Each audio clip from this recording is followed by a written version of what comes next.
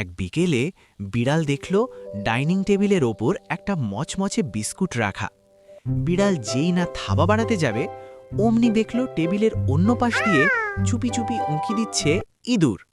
বিড়াল চিৎকার করে বলল, হে ইঁদুর, এই বিস্কুটটা আমার, আমি আগে দেখেছি। ইঁদুর মাথা চুলকে বলল, আরে না, আমি তো এটা গত রাত থেকে স্বপ্নে দেখছি, এই বিস্কুটটা তো আমার হওয়ার কথা।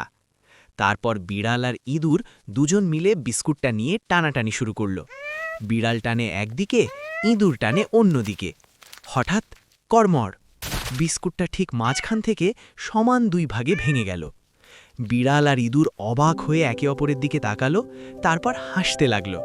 বিড়াল বলল, আরে এটা তো বেশ হলো, এখন আমাদের আর ঝগড়া করতে হবে না।